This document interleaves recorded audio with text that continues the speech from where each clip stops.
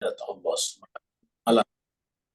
Karena atas perkenannya lah, atas hidayah dan inayahnya lah, sehingga kita semuanya bisa muncul dan berkumpul kembali di majelis Zoom tadarus dan tadabbur Al-Quran kita ini. Dengan niat dan dengan harapan semoga Allah SWT memperlakukan kita sebagai hamba-hamba yang dicintainya.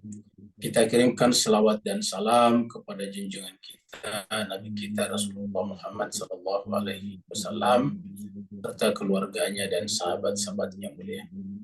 Jemaah sekalian, pada pertemuan kita malam hari ini masih meneruskan surat Al-Baqarah. Malam ini kita masuk pada ayat 106 sampai 110. 106 sampai 110.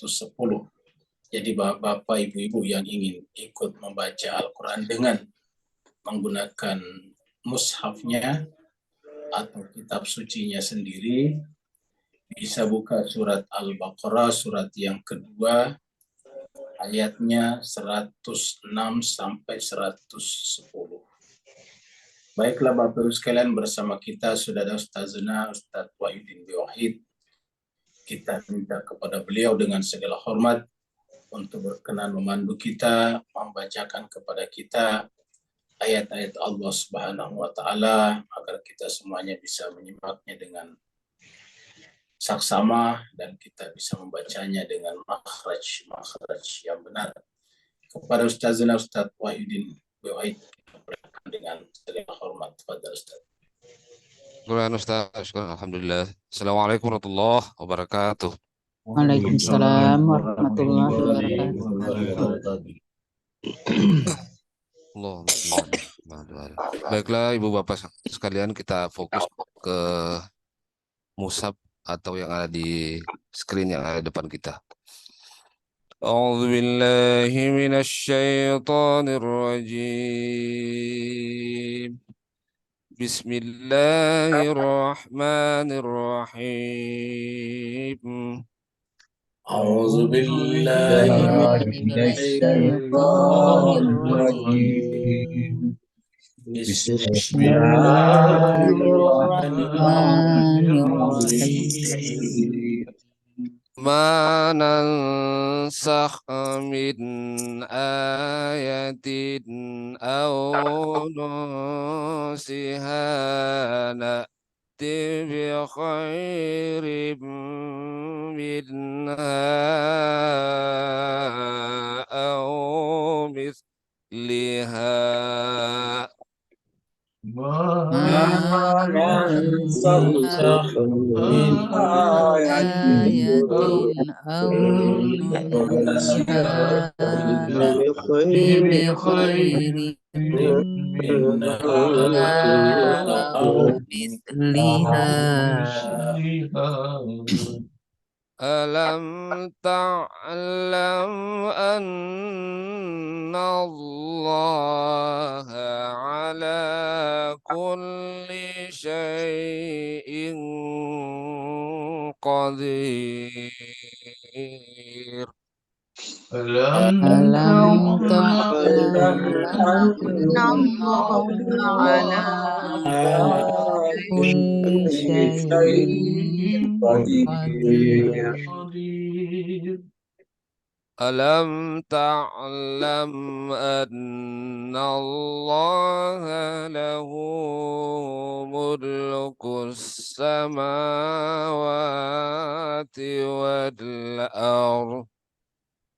Alam ta'lam anna Allah lahu mulkus samawati wal ardh. Wa ma lakum min dunillahi min waliyyin wa la nasir. Wa ma lakum min dunillahi min waliyyin wa la nasir. أم تريدون أن تسألوا رسولكم كما سئل موسى من قبل أم تريدون أن تسألوا رسولكم كما سئل موسى من قبل ومن يتبدل الكفر بالإيمان فقد ضل سواء السبيل ومن يتبدل الكفر بالإيمان فقد ضل سواء السبيل ود كثير من أهل الكتاب لو يردونكم من بعد إيمانكم كفارا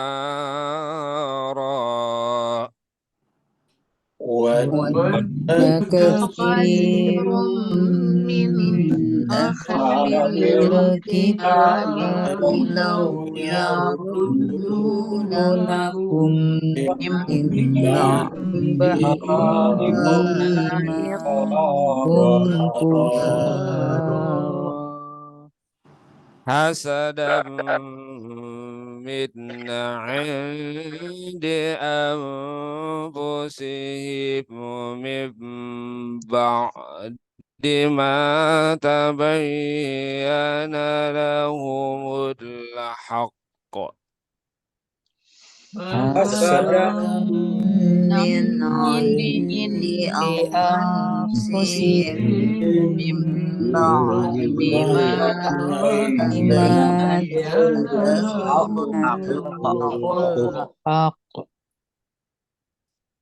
فاعفوا واصفحوا حتى يأتي الله بأمره فاعفوا واصفحوا حتى يأتي الله بأمره إن الله على كل شيء قدير إن الله على كل شيء قدير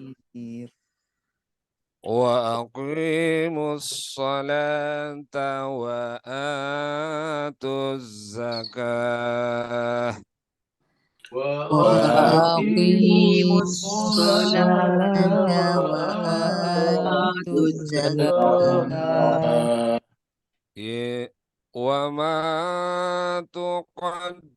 تقدموا لأنفسكم من خير تجدوه عند الله وما تقدموا لأنفسكم من خير تجدوه عند الله إن الله بما تعملون بصير إن الله بما تعملون بصير صدق الله العلي العظيم Sadaqallahul Sadaqallahul Aliyyul Azim. Azim. Allahumma Salli wa sallim zid wa wa zid barik wa barik ala ala Rasulillah Rasulillah wa wa alihi alihi al-athhar ala ala Rasulillah wa alihi al-athhar Allahumma salli ala Muhammad wa ali Allahumma Allahumma salli ala Muhammad wa Muhammad ali wa ali Allahumma salli Allahumma ala salli ala Muhammad Muhammad wa wa ali ali ajil Muhammad. farajam. Saya kembalikan Ustadz. Baik, Ustaz. Bapak Ibu jemaah sekalian, kita semuanya mengaturkan terima kasih yang setinggi-tingginya kepada Ustazna Ustadz Wahidin B. Wahid yang telah membacakan kepada kita ayat-ayat Allah Subhanahu wa taala. Semoga dengan ayat-ayat yang telah beliau bacakan kepada kita, Allah Subhanahu wa taala mengangkat derajat beliau ke derajat yang semulia-mulianya dan kelak dikumpulkan bersama dengan para nabi, para rasul, dan para maksumin lainnya. Begitu juga bapak-bapak, ibu-ibu semuanya yang ikut membaca ayat-ayat suci Al-Quran, semoga dengan keikhlasan, dengan niat yang tulus untuk ikut tadi membaca ayat-ayat suci Al-Quran, Allah SWT memperlakukan bapak ibu semuanya sebagai hamba-hamba yang dicintainya, sebagaimana Allah SWT menyebutkan beberapa hamba-hambanya yang soleh ataupun soleha di dalam Al-Quran, walaupun mereka itu bukanlah dari kalangan para nabi dan rasul. Kita teruskan surat Al-Baqarah kita. Surat Al-Baqarah adalah surat yang kedua, artinya sapi betina. Turunnya surat ini di Madinah, maka disebut dengan surat Madinah. Dan ciri madaniyahnya berasa sekali dengan ayatnya yang panjang-panjang. Surat yang turun di Madinah namanya surat Madaniyah. Terakhir kita sudah sampai di ayat 105 yang masih berbicara tentang Bani Israel, dan pembahasan Bani Israel ini nanti akan selesai atau habis pada ayat 123. Ini berbicara tentang orang-orang dari kalangan ahli kitab dan juga para penyembah berhala. Kalau para ahli kitab berarti penganut agama Samawi, sedangkan asyraku adalah orang-orang yang menyembah berhala pada saat itu. Allah SWT berfirman di ayat 105, A'udzubillahi minasyaitonirrajim. Bismillahirrahmanirrahim. Ma yawaddul ladzina kafaru min ahlil kitabi walal musyrikin ayyunazzala alaikum min khairin min rabbikum. Jadi yang paling mereka tidak inginkan adalah diturunkannya kitab suci kepada Nabi Muhammad dan orang-orang yang beriman kepadanya.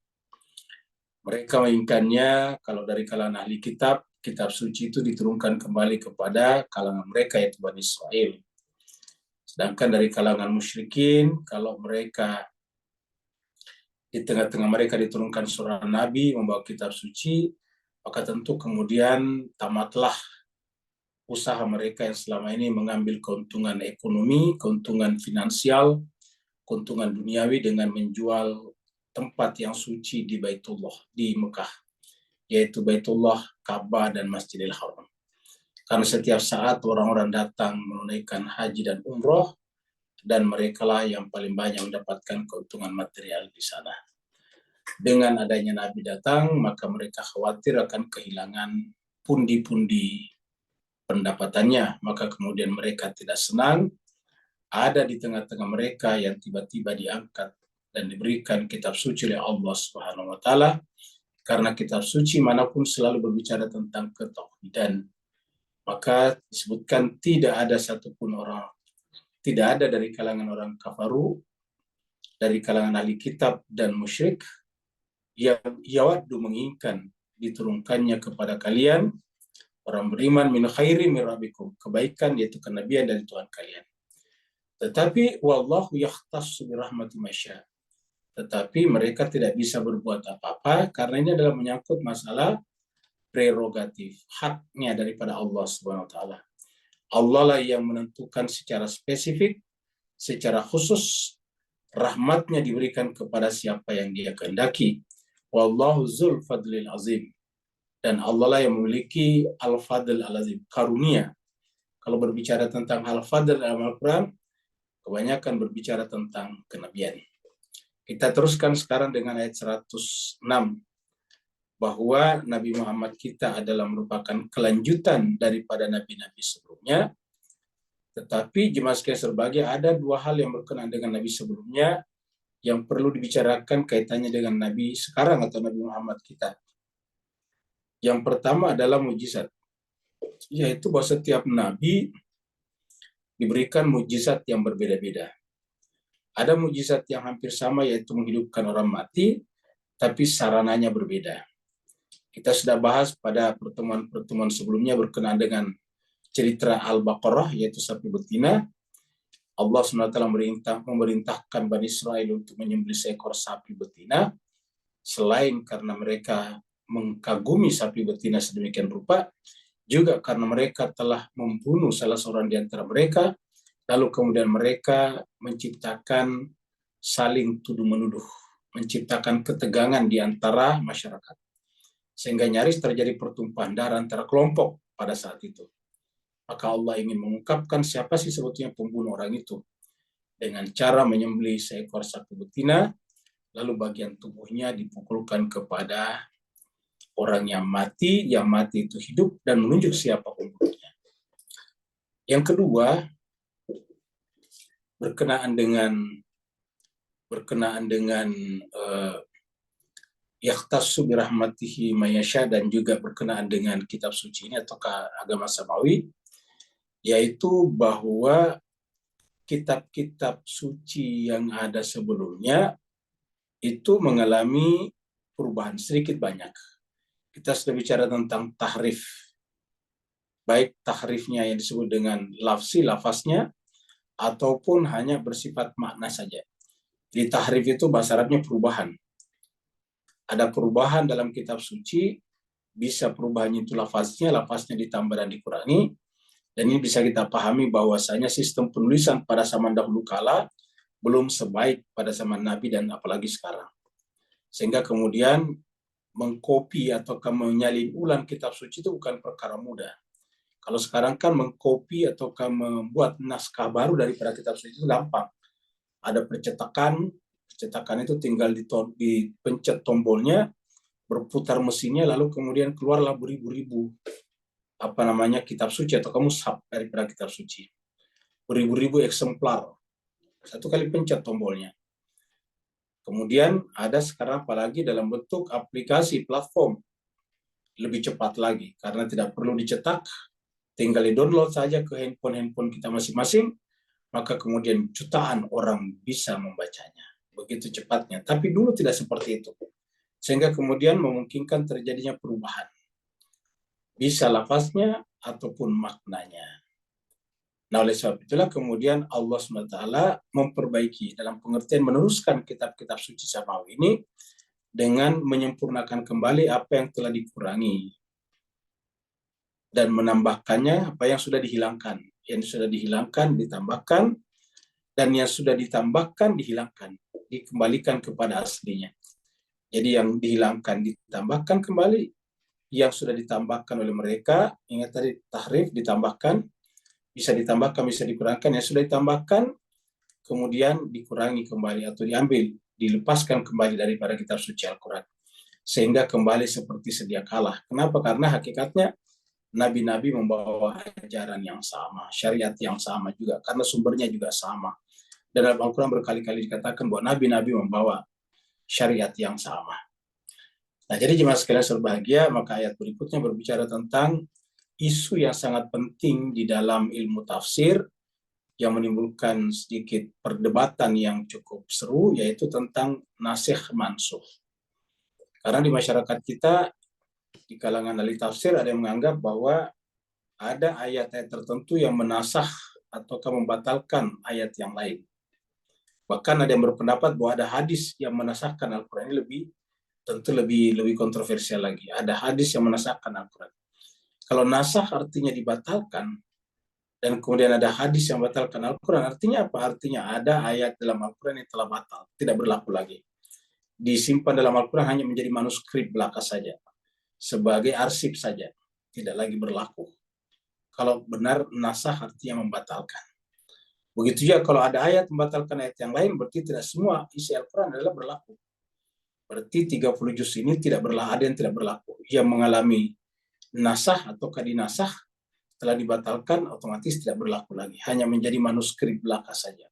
Nah, apakah benar seperti itu? Mari kita lihat ayat berikutnya ini. Ini adalah ilustrasi kitab Injil, ataukah di dalamnya adalah Injil Perjanjian Baru dan ada Perjanjian Lama. Perjanjian Lama itu ada Taurat dan Zabur, ya. Lalu kemudian mengalami dibatalkan keberlakuannya dengan datangnya kitab suci yang baru, yaitu Al-Quran. Allah berfirman, "Ma nansakh min ayatin aw nunsiha na'ti bi khairim minha aw mithliha." Jadi ma nansakh. Kata nansakh di sini para ahli bahasa tentu artikan ma nansakh. Ya. Tidaklah kami menghapus min ayatin, di antara ayat, min ayatin, dari satu ayat, au nunsiha, atau kami nunsiha, membuatnya terlupakan. Nanti kami akan mendatangkan bi khairin, yang lebih baik, minha, daripada yang dinasah atau yang telah terlupakan tersebut. Au mithliha, atau serupa. Jadi kita lihat di sini Mas sekalian. Kalau kita lihat di sini tidak ada yang hilang sebetulnya, karena dikatakan mithliha, sama dengannya.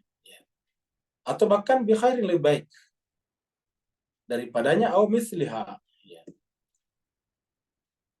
Jadi dengan demikian dari kata-kata mithliha dan kata-kata bi khairin minha, ini tentu kita bertanya-tanya apa yang dimaksud dengan menghapus. Karena kata-kata di sini adalah mithliha, serupa dengannya.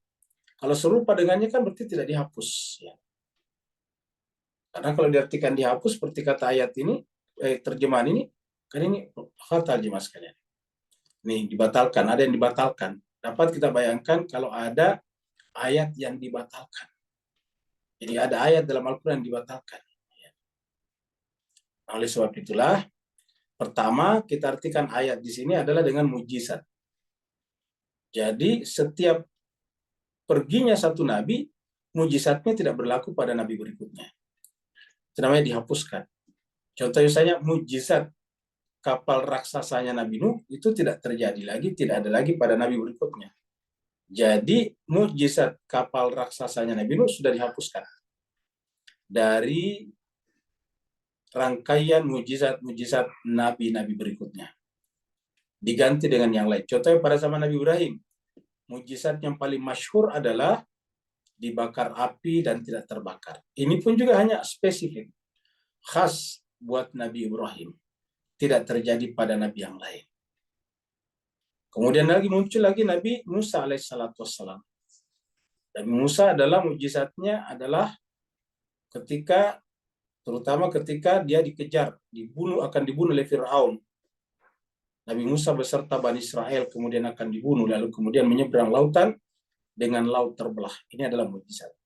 Selain tentunya seperti tongkatnya bisa jadi ular, tangannya masuk dalam saku keluar jadi menyalah. Tetapi yang paling fenomenal adalah ketika laut itu terbelah. Tiba-tiba bagian sisi kiri, sisi kanannya lautan membentuk seperti dinding. Tiba-tiba laut itu bagian tepinya kiri kanan seperti membatu, seperti es. Tiba-tiba tidak bertemu. Sehingga benar-benar kosong melompong sampai ke dasar laut, sampai ke tanah. Sehingga Nabi Musa dan Bani Israel bisa menyeberang Exodus. Ini pun hanya pada Nabi Musa, tidak pada yang lain. Begitu juga misalnya Nabi Isa alaihissalatu wassalam yang bisa membuat orang buta melihat kembali. Itu juga tidak pada yang lain. Itu spesifik pada Nabi Musa. Nabi Isa. Dan Nabi Isa bisa menghidupkan orang mati seperti yang terjadi pada Nabi Musa tadinya, tetapi caranya berbeda. Kalau pada zaman Nabi Musa itu harus sembelih seekor sapi betina, Al-Baqarah, lalu bagian tubuh sapi yang disembelih itu dipukulkan kepada mayit yang sudah meninggal itu, Lalu kemudian dia bangun dan menyebut siapa pembunuhnya. Sedangkan pada zaman Nabi Isa itu diusap, Al-Masih. Diusap dengan tangan lalu kemudian bisa hidup kembali. Nah, jadi mujizat-mujizat ini kita lihat berbeda-beda. Mujizat terbelahnya laut tidak kita temukan pada Nabi Muhammad kita. Mujizat tidak terbakar api tidak kita temukan pada Nabi Muhammad kita. Tetapi ada mujizat pada Nabi Muhammad kita, tidak ada pada yang lain, yaitu bulan terbelah. Ya. Jadi bulan terbelah adalah sebuah mujizat yang ada pada Nabi Muhammad, tidak ada pada yang lain. Jadi, manansakh min ayatin. Setiap satu mujizat yang sudah dipakai, digunakan oleh Nabi sebelumnya, diganti, dihapus, dan diganti dengan mujizat yang lain pada Nabi yang datang berikutnya. Alasannya terutama karena kondisinya memang berbeda-beda. Hanya Nabi Musa lah yang dikejar secara massal untuk menyeberangi lautan. Hanya Nabi Ibrahim lah yang dilempar ke dalam api. Sehingga hanya Nabi Ibrahim lah yang cocok diberikan dalam kapasitas itu. Hanya pada zaman Nabi Nuh lah terjadi banjir raksasa, banjir besar.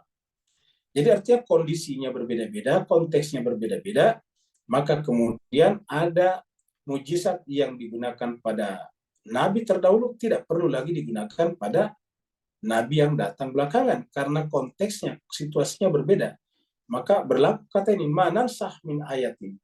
Maka penggantinya mujizat berikutnya itu pasti lebih baik, bikhairin, atau minimal sama. Ya, minimal sama. Seperti tadi misalnya kualitasnya sama. Nabi Isa juga bisa menghidupkan orang mati. Nah, satu yang kedua, ayat di sini juga bisa bermakna ayat kitab suci Al-Quran. Karena di sini Mas Kaiser bahagia ayat itu tunggal. Kalau jamak tentu ayatin. Manansakh min ayatin.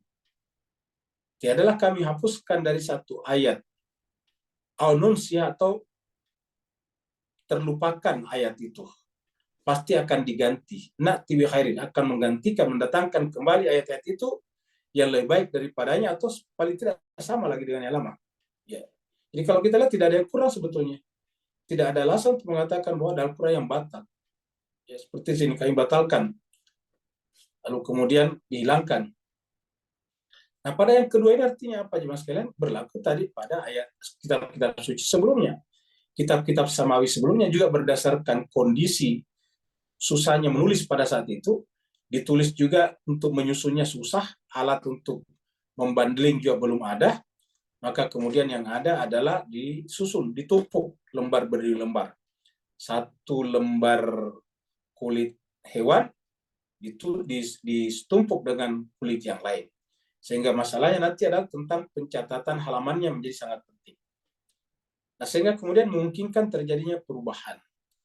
Maka kemudian tiadalah terjadi perubahan, entah disengaja atau tidak disengaja, karena konteksnya masing-masing daripada kitab suci tersebut, atau ada yang terlupakan. Ingat, yang namanya kitab suci yang ketika masih susah untuk menuliskan kitab suci, ya tentu sangat bergantung kepada para penghafal kitab suci. Kenapa? Karena mencetaknya susah. Ini masih menurut informasi beberapa ratus tahun yang lalu atau ke awal-awal Islam masuk di Indonesia, kira-kira abad ke-17 yang lalu, itu untuk membuat satu kopian Al-Quran itu butuh waktu sekitar 2 tahun membuatnya. Karena ditulis tangan satu persatu. Dan bayarannya sekitar 1 ekor sapi. Jadi satu mushaf Al-Quran dulu diminta tolong dituliskan oleh penulis Al-Quran yang tulisannya bagus, ya yang tulisannya indah, itu butuh waktu sekitar 2 tahun baru tamat. Karena ditulisnya sedikit-sedikit. Dan yang kedua, tidak boleh asal, harus dikonfirmasi dengan mushaf tua yang sudah ada dan mereka yang sudah menghafal. Bayangkan kalau misalnya penulisnya juga bukan penghafal. Ya, walaupun dia penghafal, tetap harus mengkonfirmasi dengan penghafal yang lain agar tidak terjadi kesalahan. Jadi membuat manuskrip Al-Quran itu susahnya luar biasa. Sampai kemudian ditemukannya mesin cetak, mesin printing. Sebelum itu susah luar biasa. Nah, jemaah sekalian berbahagia, maka tentu ketika orang mengajarkan Al-Quran dulu pada zaman sebelum Nabi Isa atau bahkan sebelum Nabi Muhammad kita, itu sangat bergantung kepada para penghafal kitab suci. Nah, para penghafal yang penghafal mungkin artinya probabilitasnya tetap ada untuk mereka lupa. Jadi bisa terjadi karena memang sengaja diubah, atau ditulis ulang tapi tidak sengaja diubah karena kekeliruan, atau mungkin juga memang penghafalnya semakin berkurang. Atau mungkin menghafal juga mulai mengalami distorsi. Maka kemudian ada kesalahan. Kesimpulannya pada kitab-kitab suci sebelumnya sangat mungkin terjadi kesalahan. Maka kalau itu terjadi, maka kata ayat ini, kami akan mendatangkan lebih baik. Di mana? Di dalam Al-Quran. Jadi apa yang tidak tertuliskan di sana akan tertuliskan kembali dalam Al-Quran. Apa yang sudah terlupakan di sana maka kemudian akan diberikan kembali dalam Al-Quran. Maka kata-katanya bi khairin au mithla. Jadi tidak ada alasan untuk hilang atau mundur. Kenapa? Yang ada adalah lebih baik atau serupa. Misal sama dengannya. Bi khairin minha au mithliha. Cuma itu. Nah, jemaah sekalian, sebelum kita lanjut, kita lihat dulu ayat-ayat berbicara tentang nasih mansuh ini. Di dalam Al-Quran ada 4 kali muncul dengan ayat dengan kata yang hampir sama. Kita lihat di sini. Ini kita lihat di dalam surat Al-Haji, ya, surat Hajj. Ayat 52, surat Haji ini surat 22. Allah berfirman, "Wa ma arsalna min qablika," dan tiadalah kami mengutus min qablika sebelum kamu Muhammad, mir rasulin dari seorang rasul, wala nabiin juga seorang nabi, illa kecuali iza tamanna, jika nabi atau rasul tersebut tamanna berkeinginan, alqa syaitanu fi umniyatihi, maka syaitan itu kemudian melemparkan, memasukkan fi umniyatihi, di dalam angan-angan mereka.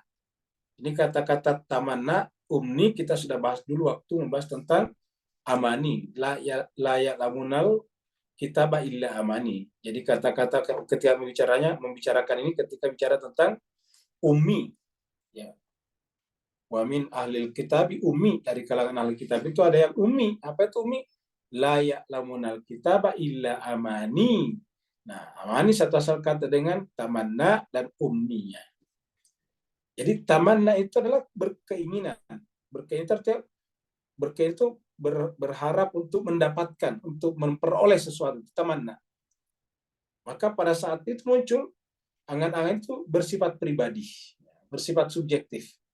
Maka tidaklah muncul subjektivitas itu pada diri Nabi, kecuali bahwa syaitan akan berusaha untuk memasukkan di dalam angan-angan itu.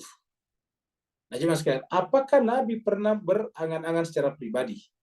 Jawabannya tidak. Kenapa? Karena di ayat lain dikatakan Nabi tidak pernah berkata kecuali in huwa illa wahyun yuha. Maka dikatakan di sini kalau itu terjadi maka syaitan berusaha masukkannya, tetapi seandainya pun itu dilakukan syaitan maka tidak akan berhasil. Kenapa? Karena tadi Nabi itu tidak mungkin lagi berangan-angan secara subjektif atau pribadi. Fayansahullahu, maka Allah akan menghapuskannya. Di sini kata-kata yansahullah adalah menghapuskannya. Sama tadi di sini kan nasaha yansahu ini. Ya. Nasaha ini asal katanya nasaha. Nasaha yansahu. Ya, ini menjadi nun. Nunnya di sini adalah nun mudhari namanya. Ya, nun mudhari. Kami nansah, ya, ma nansah dari kata nasaha yansahu. Dari kata nansahu, tapi karena masuk ma nansah min ayatin. Jadi tiadalah kami menghapus dari ayat. Nah, di sini juga dikatakan kami hapuskan fayansah. Nasaha yansahu, ini ya-nya huruf mudhari, pa-nya tambahan. Fayansahullahu ma yulqiya syaitan. Maka Allah pasti akan menghapus apa yang syaitan ingin masukkan. Itu artinya apa? Ada mekanisme defensif pada diri Nabi sehingga kemudian umniyah, angan-angan seperti itu tidak mungkin ada pada diri Nabi. fayansahullahu ma yulqi. Allah pasti akan melepaskannya dari Nabi. Jadi kata di sini fayansahu menghapuskan, ma yulqi syaitan. Kata-kata yang sahu di sini kita lihat sini ya. Yansa menghapus ya. Di sini katakan root lettersnya adalah nun, sin, kha, nasakha ya. Itu adalah madinya. Yansahu adalah mudhari'nya ini yansahu ya. Di sini berdasarkan kata-kata ini bahwa ini adalah dua kata sebetulnya. Fa-nya tadi ini dua kata sini, fa-nya tambahan nih ya. Maka jadi yang dasarnya adalah yansahu tapi mudhari'. Madinya nasakha. Nasakha yansahu ya. Nah, jadi cuma sekalian di sini diartikan juga dengan menghapus ya. Dari situ muncul kata yansahu. Yansahu itu artinya menghapus. Dari situ muncul kata nasikhun. Naskhun, naskhah. Nah, sini mansukh yang dihapus. Nasih mansukh. Ini muncul kata nasikh, muncul kata mansukh ya. Dari kata dasar nasakha, nasakha ini adalah madinya, yansahu mudhari'nya, insakh adalah amrnya, nasikhun adalah fa'ilnya, mansukh adalah maf'ulnya. Ya. Naskhun adalah masdarnya namanya. Jadi masdar, verbal noun di sini bahasa Inggrisnya. Jadi nasakha yansahu, nasikhun apa nasakha yansahu, insakh, nasihun mansuhun. Jadi yang menasakh, mansuh yang dinasakh. Ya, ini kata ini terkenal dalam tafsir. Nasikh, mansuh. Ya. Nasikh yang menghapus, mansuh yang dihapus. Nah, kalau kita percaya bahwa dalam Al-Quran ada yang menghapus dan ada yang dihapus, kan berarti ada ayat yang terhapus. Itu sebabnya pendekatan kita tadi tidak seperti itu. Karena kita tidak terima kalau ada Al-Quran yang sudah tidak berlaku lagi. Ya. Semua ayat dalam Al-Quran berlaku. Kenapa? Berfungsi sebagai kitab suci Al-Quran. Berfungsi sebagai syifa lima fis sudur. Ya, jadi ini adalah semuanya.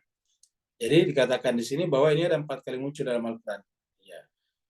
Jadi yang asal katanya sama itu ada 4 kata. Ya, di sini. Nah, jadi jemaah sekalian dari situ muncul kata menghapus, ya, membatalkan. Ya. Fayansahullah, Allah membatalkan sebetulnya. Fayansahullahu ma yulqiya syaitan. Nah, kata-kata yang sah di sini juga bisa berarti menuliskan. Karena dari sini muncul kata naskhun. Tadi kata-kata naskhun tadi sini. Ya. Naskhun ini adalah naskhun ini adalah naskah, kopi. Ya. Naskah itu artinya arsip, ya, file. Jadi kalau kita fotokopi dalam bahasa Arab ya naskah itu fotokopian. Karena naskah artinya naskah. Bahasa Melayu naskah. Seperti di Indonesia naskah proklamasi kemerdekaan. Naskah proklamasi kemerdekaan dibacakan oleh Soekarno pada tanggal 17 Agustus. Naskah itu dari kata naskhun. Ya. Nah, coba kita lihat dari sisi bahasa kamus bahasa Arabnya. Ya, ada di sini. Ya. Kita lihat kamus bahasa Arabnya sini ya. Kita tulis sini nasakha sama tadi. Nasakha yansahu. Nasakha yansahu yang di atas sama aja di sini. Coba kita lihat, ada 2 pengertiannya di sini. Nasakha yansahu, membatalkan, menghapuskan, meniadakan, mencabut kembali, ya, menjadikan tidak berlaku. 2 bisa juga bermakna menyalin. Ini mohon maaf keluar ya. Sekalian mohon maaf tadi terpental ya.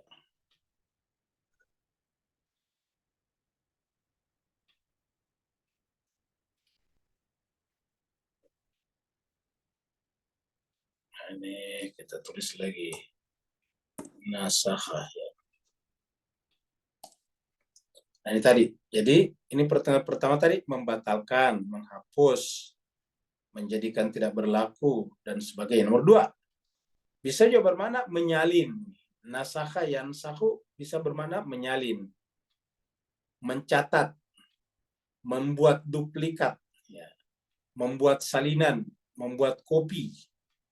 Ya. Jadi ini pengertian pertama membatalkan. Pengertian kedua menyalin. Maka nushah Nuskha menjadi naskah di kita itu adalah salinan, kopian. Kalau di kita kan menjadi naskah, bahasa Arabnya nuskhah. Ya. Salinan, kopian. Nama lainnya file. Ya. Jadi kalau dikatakan insah tadi, tulislah ini. Iktataba itu menulis, nasaha menulis, menyalin. Tapi tentu juga bisa bermakna menghilangkan ini. Ya. Membatalkan sesuatu. Nah, kita lihat dulu pengertian keduanya. Kita lihat di sini. Ya. Jadi tadi kita lihat di surat haji ini, surat al-haji, bermakna membatalkan. Fayan sahullah. Ya, coba kita lihat di surat al-araf. Ya. Kalau araf ini menggunakan pengertian keduanya, yaitu tulisan. Ya. Walamma sakata an Musal ghadabu akhadal alwah. Jadi ceritanya Nabi Musa sepulang dari Gunung Tursina, menyaksikan umat menyembah berhala, patung anak sapi, dari emas dia marah, lalu mencampakkan alwah.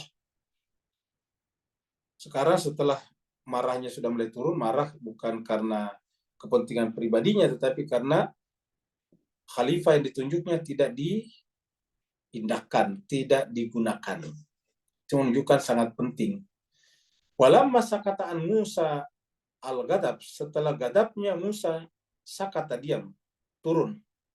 Akadal alwah, lalu dia mengambil kembali alwah. Ya, kata-kata marahnya Musa muncul di sini setelah mereka mulai melihat umat kembali kepada Nabi Musa, berkhalifah dengan khalifah yang benar. Akadal alwah, dia lalu mengambil alwah, lembaran-lembaran, lauh tersebut.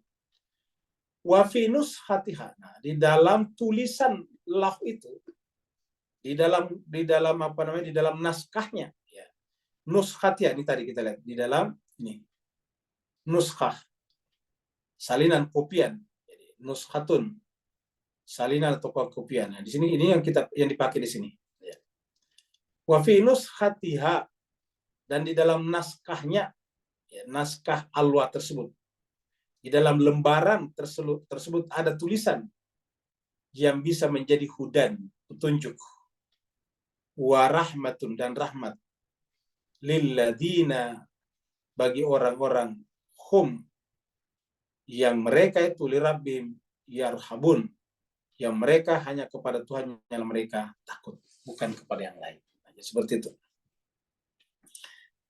Nah, jadi kita lihat ini adalah naskah yang kedua. Jadi kalau di sini adalah nuskah, di sini adalah tulisan, apa namanya, skrips, ya, atau ke konsep, atau ke naskah bahasa kitanya. Ya. Kemudian kita lihat lagi surat Al-Jaziyah. Hada kitabuna. Hada kitabuna. Ini adalah kitab kami. Ya, itu berbicara tentang akhirat ini. Ketika nanti kita di akhirat bangkit, setiap orang bangkit di padang mahsyar, langsung semuanya mendapatkan kitabnya. Bapak sekalian membayangkan kitab nanti pada mahsyar, jangan bayangkan seperti kita di bumi dapat buku yang tebal. Ya tentu tidak seperti itu lagi, karena kita lihat sekarang buku tidak dalam bentuk fisik lagi. Seperti Bapak lihat di layar ini Al-Quran, tapi tidak dalam bentuk buku. Ya ini adalah dalam bentuk digital namanya. Ya lebih halus lagi. Tentu yang di pada mahsyar jauh lebih halus lagi. Ya. Ini masih berbentuk materi, ini masih berbentuk benda. Hada kitabuna. Ketika mereka bangkit di sana, mereka mengatakan hada kitabuna. Inilah kitab catatan amal kami. Yantiqu alaikum. Yantiqu alaikum. Menuturkan kepada kalian bilhaq. Ya. Hada kitabuna. Inilah kitab dari sisi kami, kata Allah, yang berbicara alaikum kepada kalian.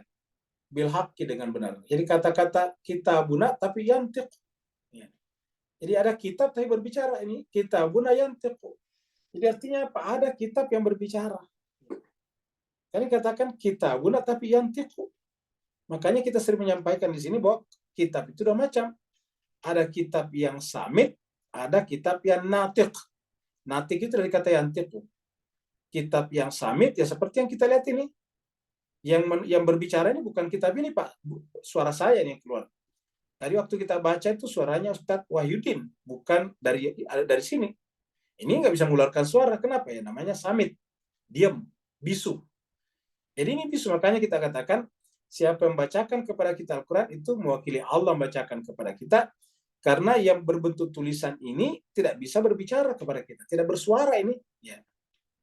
Kalau kita pencet ini ada suaranya, suaranya yang telah dikasih orang. Bukan tulisan ini yang punya suara. Dan kalau saya pencet ini Bapak sekalian ada suaranya nih. Ya. Dan bisa bersuara ya kan gitu. Ya, bisa bersuara. Nah, jadi jemaah sekalian berbahagia, maka kemudian aslinya ini adalah tidak bisa berbicara. Yang berbicara orang. Jadi hadza kitabuna yantiqu alaikum. Jadi yang dimaksud sih kitab yang berbicara yantiqu alaikum bil haq, dengan kebenaran. Jadi kita sudah sampaikan bahwa kitab Alkitab itu, Al-Qur'an itu ada dua macam. Ada yang samit, diam, bisu, dan ada yang natiq, yang berbicara. Hadza kitabuna yantiqu alaikum bil haq, dengan kebenaran. Inna kunna, sesungguhnya kami tadinya, kami maksudnya Allah, nastansikhu, meminta kepada malaikat pencatat untuk mencatat. Nastansikhu dari kata naskah ini, naskah yang sahu ini. Tapi menjadi istansakha, ya yastansikhu. Nah, itu meminta untuk mencatat, seperti istaghfara, yastaghfiru. Nih, Astaghfir sama ayamnya tulisannya. ini. Sama, ini adalah apa Nasinya namanya? ada. Belilah. Ini sama apa namanya? Sama bentuk katanya. Istaghfara yastaghfiru. Jadi istaghfara yastaghfiru, jadi nastaghfiru. Ini sama. Kalau istaghfara yastaghfiru meminta ampun, meminta supaya diampuni. Kalau istansakha yastansikhu, meminta untuk ditulis. Ya. Sini nunya kami minta untuk ditulis, untuk menuliskan. Ma kuntum, apa-apa yang kalian dulu di dunia tak malun, kalian kerjakan. Jadi sini kita artikan Allah meminta untuk dinaskahkan, untuk ditulis, diduplikasi, untuk difailkan, untuk dikopikan, dibuat naskahnya apa saja yang kita kerjakan. Nggak begini sama sekali. Jadi ada yang ini baru bermakna menghapus, ada yang bermakna mencatat. Seperti itu jemaah sekalian ya. Jadi ada dua makna seperti itu. Nah, jadi kita kembali, saya kira sudah cukup ya perjalanan kita tentang nasikh mansuh ini. Jadi kita kembali lagi tadi bahwasanya dalam perspektif kita di sini nasakh mansuh itu tidak dalam pengertian itu ya. Ya, jadi manansakh min ayatin au nunsiha, apa yang telah kami nansakh min ayatin, yaitu apa namanya, pertama tadi adalah mujizat, yang kedua adalah kitab suci sebelumnya. Jadi kitab Taurat otomatis menjadi tidak valid dengan adanya Injil sebetulnya. Karena kalau masih valid Taurat dan masih orang menggunakannya, Tuhan membiarkan terjadinya keterpecahan umat. Ada orang yang tetap mengikuti Taurat, ada juga yang tetap mengikuti Injil. Dan dua-duanya mengklaim paling benar, maka timbullah perseteruan. Harusnya begitu, yang belakangan muncul, yang lama tidak berlaku lagi. Ya, kenapa? Karena sudah ada yang belakangan, yang lebih baik tadi, ataukah sama. Begitu datang Al-Quran, ya Injil, Taurat, Zabur tidak berlaku lagi. Lalu apa statusnya? Dimansuh. Nah, jadi Al-Quran itu adalah menasakh Injil, Zabur, dan Taurat. Ya, jadi Al-Quran juga menasakh mujizat sebelumnya. Karena Al-Quran bukan saya kitab suci, tapi sekaligus mujizat. Jadi dia menasakh. Dengan demikian, dari sisi kitab suci, karena Al-Quran adalah nasikhnya, maka Injil, Taurat, Zabur, dan mushaf sebelumnya, sufilullah, namanya mansuh. Ya, dimansuh. Jadi yang dinasakh kitab-kitab suci sebelumnya. Bukan di dalam Al-Quran sendiri ada ayat yang dinasakh, mansuh. Tetapi Al-Quran datang menasahkan sebelumnya. Dari mana kita tahu? Kita bisa lihat di dalam surat Ali Imran ini. Ya. Kita lihat di dalam surat Ali Imran ya. Ali Imran. Ayatnya 81. pernah juga kita bahas kalau tidak salah. Coba kita lihat surat Al-Imran ayat 81. Allah berfirman, wa'idh, dan ingatlah ketika akhadallah, Allah mengambil misak, perjanjian. Jadi Allah mengambil perjanjian, ada perjanjian dulu. Allah ambil, Allah kuatkan an-nabiyyin, pada nabi-nabi, dengan nabi-nabi. Kapan? Sebelum nabi-nabi itu diutus oleh Allah di muka bumi ini. Jadi sebelum nabi-nabi itu diberikan tugas. Sebelum diberikan jabatan kenabian. Lama ataitukum. Ini kita baca dulu satu kalimat ini. Dan ketika Allah mengambil misak dari nabi-nabi. Nah, ini sampai di sini. Baru kemudian ini pernyataan berikutnya, yaitu lama ataitukum, tatkala, saya mengartikan sini tatkala, ya, atau apabila, manakala, lama ataitukum, tatkala aku telah memberikan kepada kalian. Siapa bilang ini? Allah ini. Kan akhadallah, ini Allah di sini. Jadi ini Allah berkata, tatkala ataitukum, aku nanti telah memberikan kepada kalian min kitabin, kitab suci. Ini kitab suci berarti kan suhufil ula kepada Nabi Ibrahim, Taurat kepada Musa, Zabur kepada Nabi Daud, Injil kepada Nabi Isa. Lama ataitukum min kitabin, apabila nanti aku telah memberikan kepada kalian kitab suci, wa hikmatin, dan hikmah, summa, kemudian ja'akum, kemudian datang lagi kepada kalian rasulun, terus maksudnya saya mengutus kepada kalian, mendatangkan kepada kalian seorang rasul. Yang rasul itu adalah musaddiqul lima ma'akum. Setiap rasul yang datang belakangan selalu musaddiqun, meneruskan. Musaddiqun bisa diartikan membenarkan berarti meneruskan. Meneruskan lima ma'akum, meneruskan kitab suci yang ada pada kalian. Meneruskan kitab suci yang telah aku berikan kepada kalian. Ya, anggaplah Nabi Allah berkata kepada Nabi Musa, wahai Musa, tatkala nanti kuberikan kepada kamu Taurat, setelah itu aku utus rasul setelahmu, yang ajaran rasul itu adalah meneruskan isi Tauratmu, yaitu dalam hal ini misalnya Nabi Isa. La tu'minun nabihi wa la tansurunnah. Apakah engkau siap mengimani nabi baru tersebut di belakang kamu, wa la tansurunnah, dan menolongnya? Ya. Apakah engkau, lamnya ini lamnya taukid. Apakah engkau benar-benar akan mengimaninya, mempercayainya, bihi, nabi tersebut, wala tansuruna, dan benar-benar akan menolongnya? Qala, kemudian Allah masih berkata lagi, a'akrartum, apakah kalian siap berikrar untuk mengimani nabi yang baru tersebut? Jadi yang duluan mengimani yang belakangan, wala tansuruna, dan menolong nabi yang datang belakangan itu.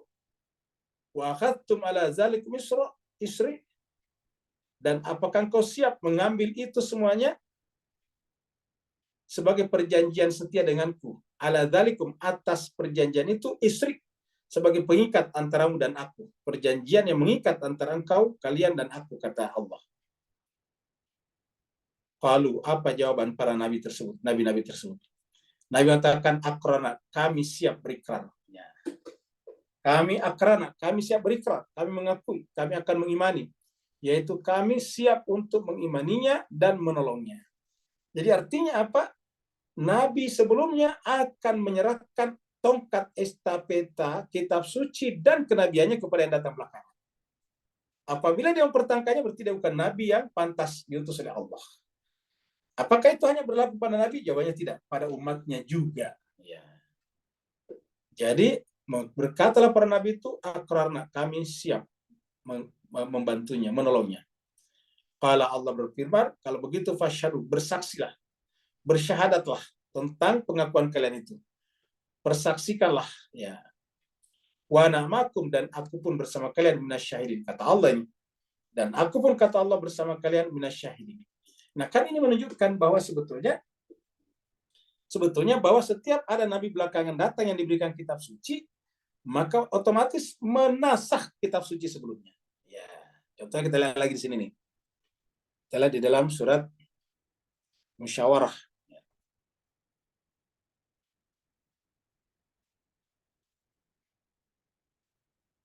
Ayatnya 13. Ini kita lihat. Syara'a lakum minad din. Ini adalah kitab yang sempurna diberikan kepada Nabi Ulul Azmi. Syara'a lakum minad din. Ya. Allah mensyariatkan kepada kalian daripada agama, yaitu Islam kita ini.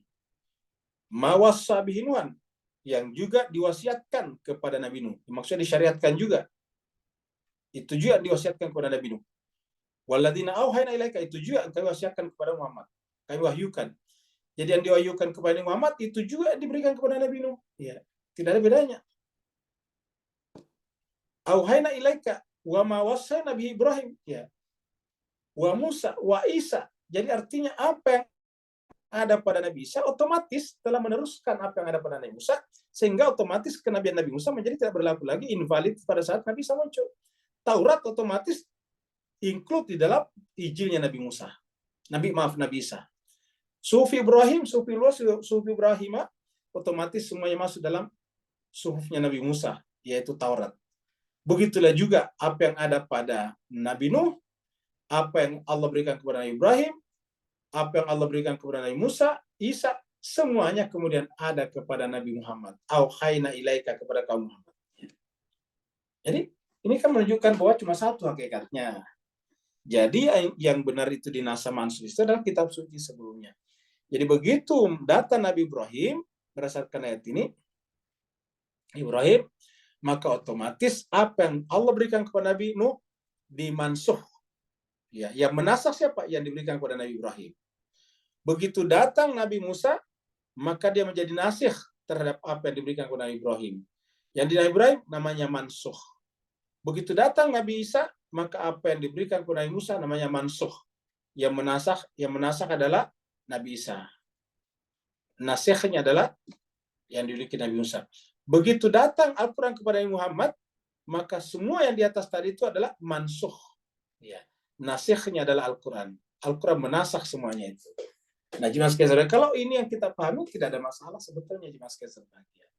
Dan dalam pandangan Al-Fakir ini, inilah yang dimaksud dalam ayat ini. Ma nansakh min ayatin aw nunsiha na'ti bi khairin minha aw mithliha. Alam ta'lam anna Allah ala kulli syai'in qadir. Alam ta'lam, apakah kamu tidak mengetahui bahwasanya Allah berkuasa atas segala sesuatunya. Jadi berkuasa meneruskan mengganti yang lama menjadi yang baru. Jadi dengan demikian kalau pemahaman kita seperti ini, ya ini tidak berlaku di dalam internal Al-Quran.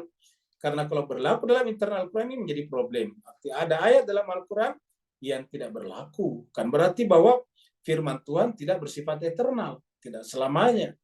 Yang kedua, lebih parah lagi, kalau ada hadis yang membatalkan Al-Quran, ini kan lebih problematik lagi. Kemudian selanjutnya, Allah meminta kita memperhatikan alam semesta yang begitu ramai, yang begitu rumit, yang begitu indah. Alam ta'lam, apakah engkau tidak mengetahui? Annallah, sungguhnya Allah, lahu, miliknya lah, mulkus samawati wal ardh, kerajaan langit dan bumi. Jadi alam ta'lam annallah lahu mulkus samawati wal ardh.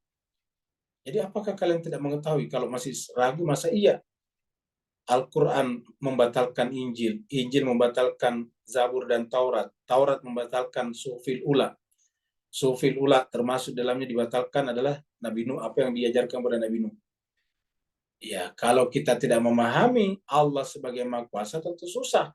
Tapi kalau kita kembali di sini bahwa memang Allah lah yang berkuasa di atas segala-galanya, miliknya lah kerajaan langit dan bumi, dan apa yang dibicarakan dalam Al-Quran itu adalah kerajaan langit dan bumi, realitas yang terjadi di dalam kerajaan langit dan bumi, maka tidak perlu kita heran. Wa ma lakum min dunillah min walin wala nasir. Karena Allah lah yang berkuasa mutlak terhadap segala-galanya, maka bagi kita semuanya ini, manusia, tidak ada selain Allah yang berhak, yang bisa, yang kuasa menjadi wali, pelindung, dan juga tidak ada yang kuasa memberikan pertolongan. Jadi hanya Allah yang bisa pertolongan kepada kita dengan mengutus kepada kita wali dan nasir, yaitu para nabi dan rasul tadi. Jadi Allah kuasa melakukan itu dengan mengirimkan itu semuanya kepada kita. Kalau bukan melaluinya, ya kita juga tidak dapat apa-apa. Yang sekali berbagi ada background-nya Yahudi yang dulu suka bertanya kepada Nabi Muhammad, sebagaimana juga bertanya kepada Nabi Musa, hal-hal yang sebetulnya bukan untuk dilaksanakan, tapi untuk menghindar daripada perintah-perintah tersebut, seperti dalam kasus Al-Baqarah. Ya. Am turiduna antas alu rasulakum. Ataukah turiduna kalian ingin.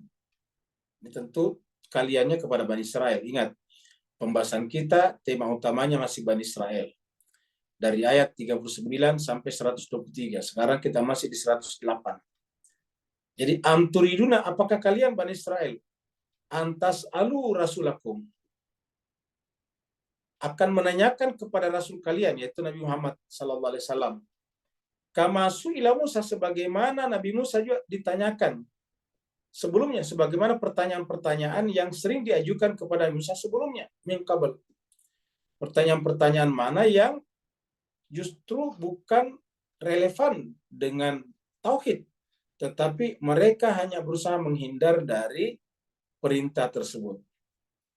Apakah kalian selalu ingin membuat pertanyaan? Jadi ayat ini menjelaskan kepada kita bahwa bukan dilarang bertanya, tapi bertanyalah sesuatu yang relevan, yang cocok untuk diamalkan. Kan ada juga yang menggunakan ayat ini untuk melarang orang untuk bertanya. Biasa guru melarang muridnya bertanya dengan alasan ini. Apakah mau seperti Bani Israel?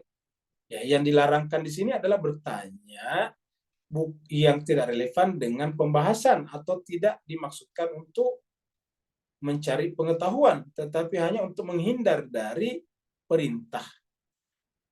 Seperti contohnya sering ditanyakan, Pak Ustadz, kalau kita ke bulan, gimana cara berwudunya? Saya bilang, kapan Bapak mau ke bulan?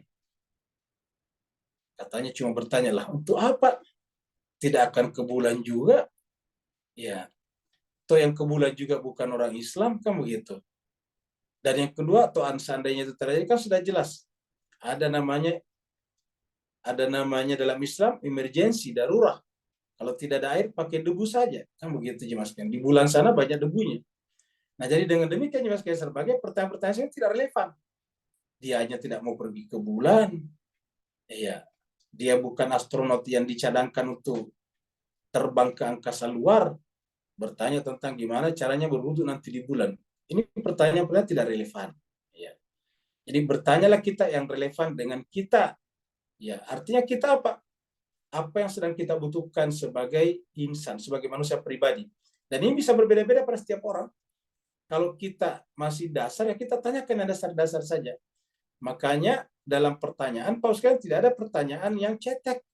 Selama yang bertanya itu tulus. Ya.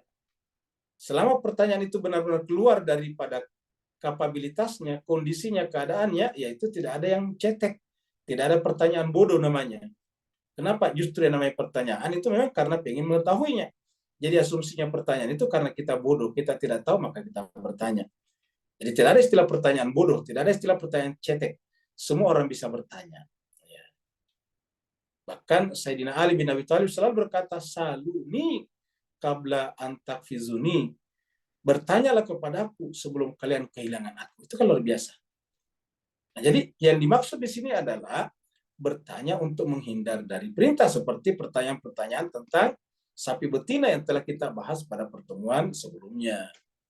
Jadi am turiduna antas alu rasulakum kama su'ila Musa min qabl. Apakah kalian ingin bertanya kepada rasul kalian dengan maksud seperti, dengan niat, dengan nawaitu, seperti yang kalian Bani Israel tanyakan kepada Nabi Musa sebelumnya, yaitu untuk menghindar daripada perintah. Wa may yatabaddalil kufra bil iman faqad dhalla sawa'as sabil.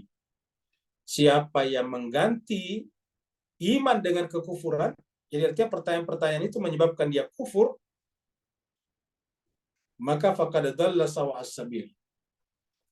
maka sungguh dia tersesat dari jalan yang lurus. Jadi cuma sekali sebagai pertanyaan itu tidak ada yang cetek, tidak ada yang bodoh selama pertanyaan itu tulus ingin mengetahuinya.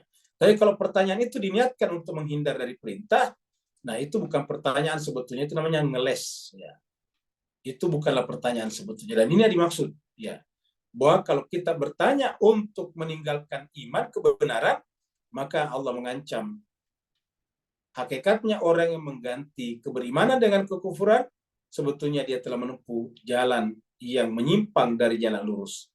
Pada dalla sawa sabil. Kita artikan ini, sungguh dia telah menyimpang sawa sabil dari jalan lurus. Jadi dia menyimpang dari jalan lurus.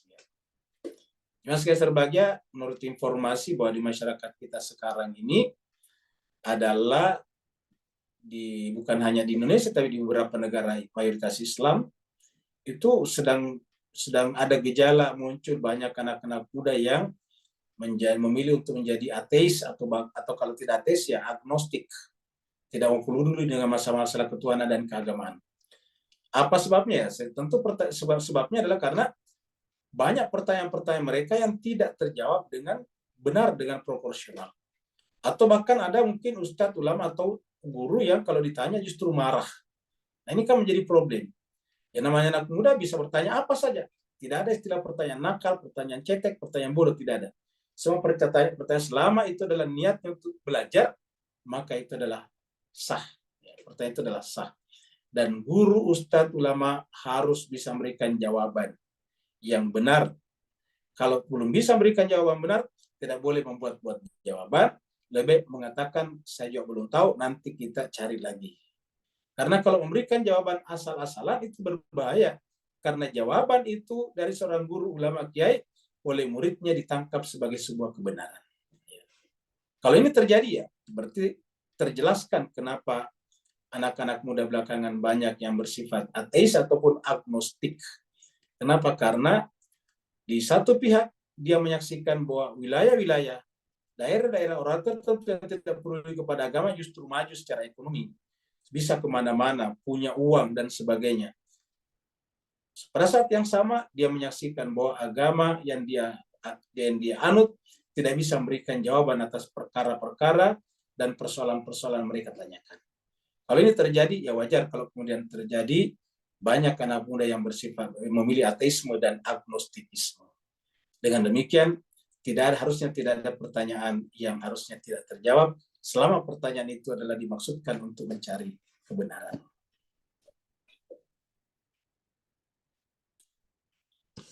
Nah, Jemaah sekalian berbahagia, ayat berikut ini menjelaskan kepada kita seandainya terjadi seperti tadi itu, yang bertanya hanya untuk menghindar dari kebenaran, bahkan mungkin dia ingkar, bahkan menjadi kafir, menjadi ateis tadi, menjadi agnostik tadinya. Apa sikap kita? Ini sikapnya ada di ayat 109. Allah berfirman, wadda katsirun min ahlil kitabi law yaruddunakum mim ba'di imanikum kuffara. Jadi ini Allah menjelaskan bahwa memang ada gejala-gejala seperti itu.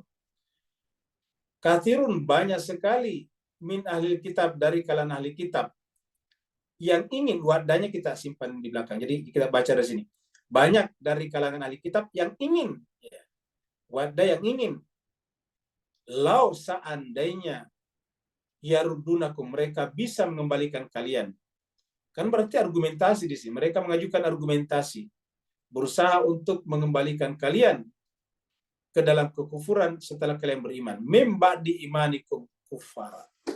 Jadi banyak di antara kita seperti itu. Apakah mereka salah? Tentu tidak salah ya. Mereka meyakini agama mereka. Mereka Nasrani mengakui kebenaran agama Nasrani. Mereka Yahudi mengakui kebenaran agama Yahudi mereka. Lalu kemudian kalau mereka berharap orang lain juga beragama seperti mereka, ya wajar-wajar saja. Kenapa? Karena mereka meyakini itu adalah kebaikan, kebenaran. Maka kalau dia berjumpa dengan temannya, kawannya, dan mengajaknya, wajar-wajar saja. Yang terjadi apa, jemaah sekalian berbahagia? Yang terjadi kita lah yang harus memberikan jawaban tadi. Kita yang harus mempelajari agama kita, dan harusnya karena agama kita adalah agama yang paling terakhir, harusnya bisa memberikan jawaban atas seluruh pertanyaan-pertanyaan itu. Kecuali satu, yaitu tadi, bukan karena ingin belajar, tetapi karena diniatkan untuk tidak melaksanakan kebenaran yang didorong oleh apa yang disebut dengan hasad, dengki. Hasadan min indi anfusihim. Jadi kalau itu motifnya ya tidak akan pernah bisa ketemu kebenaran pada kebenaran. Kenapa? Karena hasad. Yang sebelumnya kita sebut dengan bagian. Ini hasadan, hasud. Hasadan min indi anfusihim. Itu hasad dari diri, dari jiwa mereka. Jadi namanya hasad itu dari jiwa kita. Dan ini yang kita baca di dalam surat Al-Falaq. Min syarri hasidin idza hasada. Iza hasad. Ya. Apabila dia hasad. Hasid orang yang hasud. Ya, min syarri hasidin idza hasad. Jadi orang yang hasad itu cenderung melakukan kejahatan. Syar itu adalah kejahatan. Min syarri hasidin idza hasada. Dari keburukan atau dari kejahatan orang yang hasad. Nah, di sini katakan hasadan min indi anfusihim. Karena hasud dari diri mereka. Nah, kalau pertanyaan-pertanyaan itu muncul daripada hasad, itu pasti sangat gampang memberikan jawaban. Seharusnya, asalkan kita bersikap tenang kepadanya, tetapi kalau kelihatannya mereka tidak memang berniat untuk mencari kebenaran, karena tadi hasad, artinya kita sudah berikan klarifikasi dan mereka tidak terima, ya apa kata Allah? Nanti di sini, fa'fu anhum, fa'fu, maafkanlah. Jadi coba lihat Al-Quran jemaah sekalian. Wadda katsirun min ahlil kitabi law yaruddunakum min ba'di imanikum kuffara hasadam min indi anfusihim min ba'di, setelah. Jadi setelah mata bayyana. Jadi apa tugas kita? Menjelaskan. Karena dikatakan min ba'di mata bayyana lahumul haq. Jadi harus ada dulu yang menjelaskan. Jadi jemaah sekalian, kita berkewajiban untuk menjelaskan kebenaran ini. Ya. Tabayyana lahum al-haq. Setelah jelas bagi mereka al-haq. Tapi kalau tidak jelas bagi mereka al-haq, ya. Kalau kita tidak cuma katakan kenapa tidak boleh menyembah, kenapa tidak boleh membuat patung? Ya karena nanti disembah, kan bukan jawaban. Ya. Sehingga kemudian orang menganggap bahwa orang Islam itu anti seni, anti art. Jadi mimba dima tabayyana lahumul haq. Jadi harus ada penjelasan dulu. Nah, kalau sudah diberikan penjelasan dan mereka tidak bisa memberikan argumentasi lagi, tapi itu mereka menolak, nah itu namanya hasad. Jadi masalahnya adalah karena hasad. Ya. Nah, kalau yang seperti itu, apa kata Allah luar biasa? Apakah perlu kita marah? Apakah perlu kita menista mereka dengan kata-kata yang kasar? Tidak. Al-Quran mengatakan, fa'fu, maafkanlah, luar biasa. Kan beda bagian kita selama ini. Seakan-akan orang seperti itu harus dibunuh. Ya, seperti waktu Abu Bakar al-Baghdadi berkuasa di Irak dulu. Orang-orang berbeda pendapat dibunuh. Padahal Al-Quran mengatakan, fa'fu, maafkanlah mereka. Wasfahu, berlapang dada lah coba. Jadi Al-Quran mengatakan, fa'fu, maafkanlah mereka. Karena itu cuma argumentasi bukan kejahatan. Ya. Fa'fu, wasfahu, ya. Kemudian berlapang dadalah. Ya. Hatta ya'ti Allahu bi'amri, sampai Allah sendiri yang mendatangkan urusannya. Hatta ya'ti Allah bi'amri. Artinya itu urusan Allah. Persoalan mereka perlu dihukum atau tidak, itu urusan Allah, bukan urusan kita. Urusan kita apa? Ma tabayyana lahumul haq. Menjelaskan kepada mereka bahwa agama ini adalah al-haq. Innallaha ala kulli syai'in qadir. Sungguhnya Allah SWT berkuasa atas segala sesuatu. Lalu kemudian setelah memaafkan, berlapang dada, itu urusan Allah, ya kita terus melaksanakan kewajiban kita. Tidak perlu terganggu dengan sikap-sikap mereka yang bersifat negatif terhadap kita. Allah mengatakan, wa aqimus shalah, tetaplah salat. Wa atuz zakat, tunaikanlah zakat. Ini jadi artinya apa jemaah sekalian, ini yang harus kita lakukan kita sekarang. Kita gimana caranya salat di awal waktu. Ya, kemudian membayar zakat, mengeluarkan zakat. Artinya kita harus menjadi pembayar zakat. Jadi perintah Al-Quran itu ada dua. Melaksanakan salat, harus menjadi pembayar zakat. Kita tidak ada perintah dalam Al-Quran menjadi penerima zakat. Ya. berusahalah sedapat mungkin, semaksimal mungkin untuk menjadi pembayar zakat, bukan penerima zakat. Jadi wa aqimus sholata wa atuz zakat. Tegakkanlah salat dan tunaikanlah zakat. Ingat Mas sekalian. Jangan kita berharap menjadi penerima karena tidak seimbang. Perintah salat bersamaan dengan perintah bayar zakat. Jadi orang yang rajin salat harusnya juga menjadi pekerja keras untuk menjadi pembayar zakat. Kalau semua orang Islam menjadi pembayar zakat, agama ini luar biasa majunya. Tapi kalau mayoritasnya justru penerima zakat, ya menjadi beban. Apa sebabnya?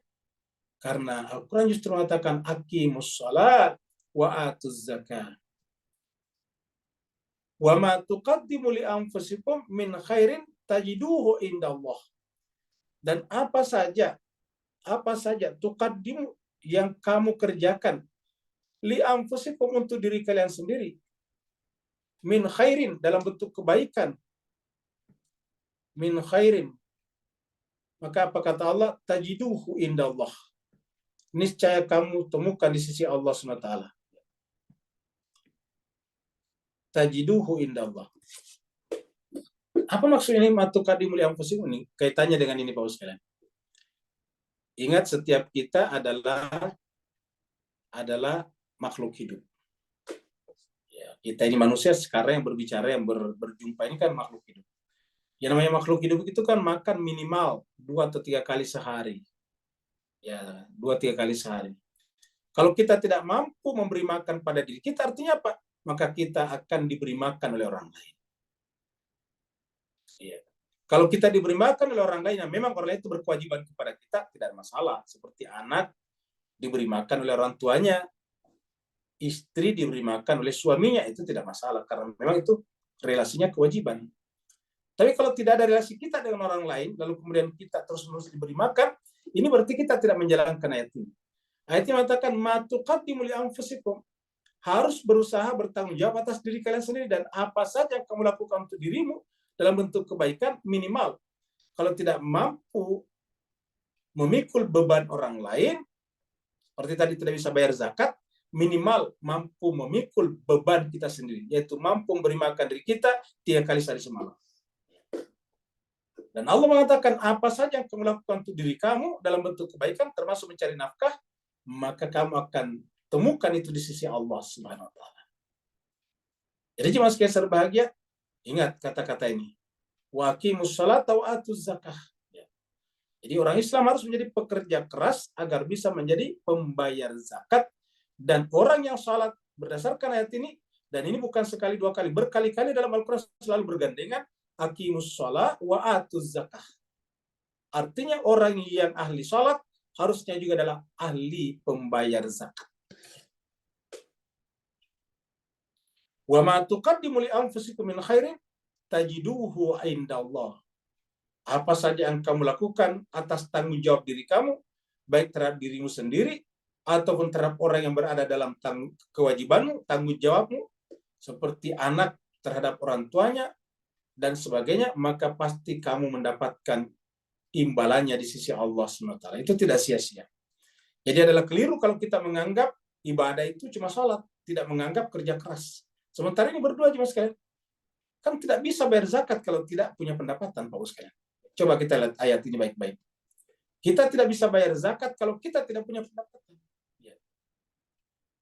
Aqimus shalah wa atuz zakat. Wa ma tuqaddimu li anfusikum min khairin tajiduhu indallah. Innallaha bima ta'maluna basir. Ingat kata Allah, terhadap apa yang kalian kerjakan pasti Allah lihat. Apapun pekerjaan kita.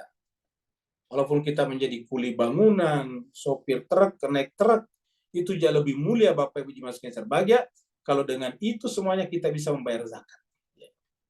Karena itu artinya apa? Setara dengan salat kita di sini, selalu bergandengan di sini.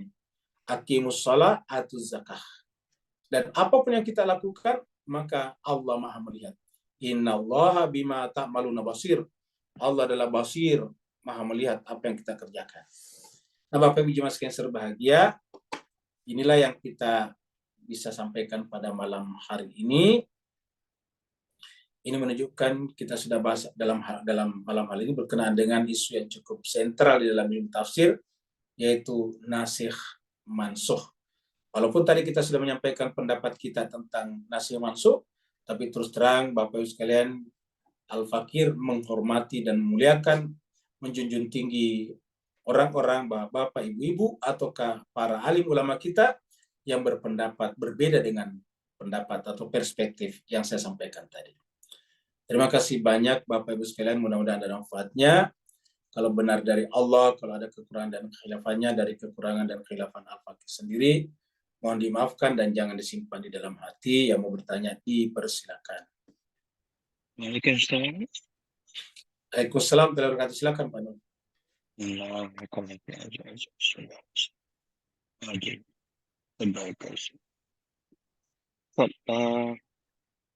Soalannya terhimbau dalam Waqimus Shalah, satu usaha keras, bukan sekedar salat, tapi tegakkan hubungan yang kekal abadi di luar 5 waktu tadi dengan Allah. Itu adalah lambang hablu minallah. Sedangkan waktu zakat, stabilkan masyarakat tadi dengan memberikan sesuatu kontribusi yang mengakibatkan berkembang secara progresif sebuah masyarakat tadi. Beri pencerahan, teguran, afwan. Barakallah. Baik, terima kasih banyak Pak Nur. Ini pertanyaan menarik Pak ya. Mari kita lihat lagi tadi ayat ini. Nah, jadi kita lihat Mas Kaiser Bahagia, ini adalah aqimus shalah, bukan salat lah, bukan salu, tetapi aqimus shalah. Jadi ini menggunakan kata kerja bantu di sini. Aqimus shalah ya. Jadi bukan salu. Kalau kita kan secara bahasa kata kerja perintah salat itu salu. Seperti Nabi mengatakan salu kama ra'aitumuni usalli. Salatlah kalian seperti mana kalian melihat aku salat. Itu salu di situ. Tapi di sini tidak menggunakan kata salu. Akib dari kata aqama yuqimu, mendirikan, menegakkan. Jadi bukan hanya sekedar melaksanakan salat, tetapi mendirikan. Makanya di dalam Al-Quran ada juga 2 isim fa'ilnya. Ada isim fa'il dari sini dan ada isim fa'il dari sini. Isim fa'il dari salat itu adalah musallin, orang yang salat. Isim fa'il itu artinya kata benda atau kata nama pelaku. Aqimus shalah, isim fa'ilnya adalah muqimis shalah. Jadi ada muqimus shalah, ada musallin. Ya. Yang dalam Al-Quran dikecam itu yang ada yang bisa bermasalah dalam musallin, seperti fawailul lil musallin. Ya. Sedangkan kalau wal muqimis shalah itu adalah justru baik dalam Al-Quran. Jadi kita singkat, aqimus shalah itu artinya tegakkanlah salat, bukan hanya sedang melaksanakan salat. Nilai-nilainya, value-nya, ya. Makna-makna batin daripada salat itu harus kita tunaikan, harus kita laksanakan. Bukan hanya sekedar berwudu, takbir, kemudian ruku sujud, bukan sekedar itu. Bukan hanya sekedar merasa gembira karena telah melaksanakan kewajiban, bukan itu. Ya. Salat itu adalah memahami apa maknanya berwudu, apa maknanya takbir, apa namanya al-ihram, takbiratul ihram. Ya, kenapa kita harus baca Quran kalau salat? Nah, seperti itu. Semuanya kita maknai, baru kemudian kita tegakkan dalam kehidupan kita sehari-hari. Bukan hanya di dalam salat, tapi di luar salat kita extend tadi kita punya nilai-nilai dan sifat-sifat salat ke luar salat. Ya. Jadi semua nilai-nilai salat kita digunakan di luar salat. Ya, maka kemudian itu yang disebut dengan tanha anil fasyai wal munkar. Kita akan tercegah dari perbuatan keji dan mungkar. Karena perbuatan keji dan mungkar itu adalah berasal dari jiwa. Sedangkan salat itu ditegakkannya pertama kali di dalam jiwa, sebelum di luar. Ya, itu yang pertama. Yang kedua, atuz zakat. Jadi dikatakan tadi Pak Nur benar, itu ini adalah distribusi. Jadi jadilah kita sebagai distributor sosial. Jadilah kita menjadi kontributor sosial, bukan sebaliknya. Kalau semua umat Islam berpikir, bercita-cita untuk menjadi kontributor sosial, menjadi menjadi pembayar zakat, maka artinya apa jauh sekalian, kita bisa asumsikan umat Islam tidak ada yang penerima zakat. Kalau tidak ada umat Islam penerima zakat, kecuali terpaksa, maka mayoritas penerima zakat telah di luar Islam. Kalau di luar Islam menerima zakat, apa artinya jemaah sekalian? Mereka merasakan manfaat daripada indahnya orang Islam, indahnya jiwanya orang Islam. Dan saya kira banyak orang nanti akan terpesona dan akan memeluk Islam. Kenapa? Dia merasa mendapatkan perhatian dan bantuan dari saudara-saudaranya Muslim. Tetapi jemaah sekalian, ini tidak bisa berjalan kalau kita di internal sendiri susah. Di internal sendiri kita susah, hidupnya susah. Di internal kita sendiri lebih banyak penerima zakat daripada pembayar zakatnya. Dan ini kan tidak bisa menggerakkan masyarakat. Tidak bisa menjadi kontributor sosial. Kata kontributor sosial ini untuk seluruh masyarakat, bukan hanya orang Islam. Ya. Kontributor sosial. Kita menjadi supporter sosial. Nah, jadi jemaah sekalian, harusnya kita semua bercita-cita menjadi distributor, kontributor, supporter sosial. Jangan justru sebaliknya, jangan kita menjadi beban. Oleh sebab itu, umat Islam harus menjadi pemikir keras, pekerja keras, berusaha keras maksimal. Kenapa? Karena pikiran kerasnya, usaha kerasnya, kerja kerasnya adalah jihad bagi dirinya. Dan Allah Ta'ala mengatakan, tajiduhu indallah. Pasti kamu akan menemukan hasilnya di sisi Allah SWT.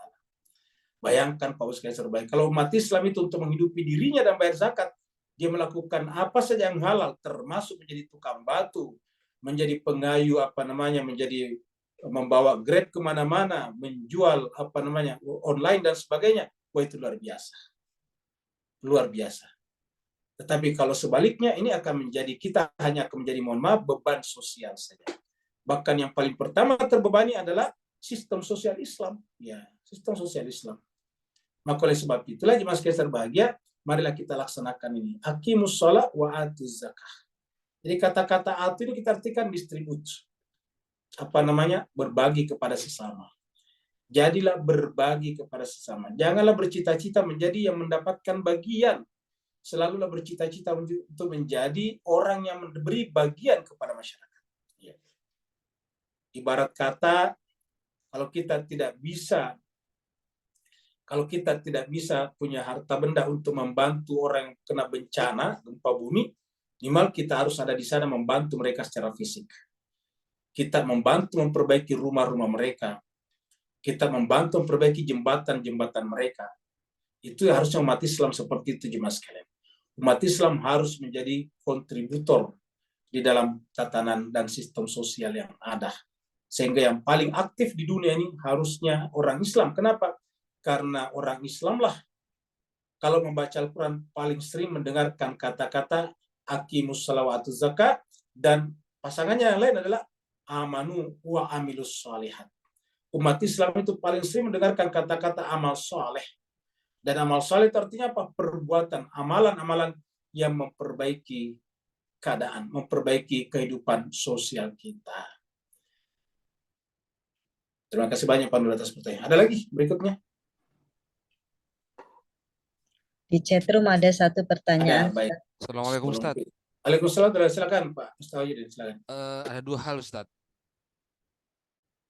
Yang ayat ini mungkin yang pertama kita lanjutan dari ayat ini ya. Wa ma tuqaddimu li anfusikum min khairin tajiduhu indallah.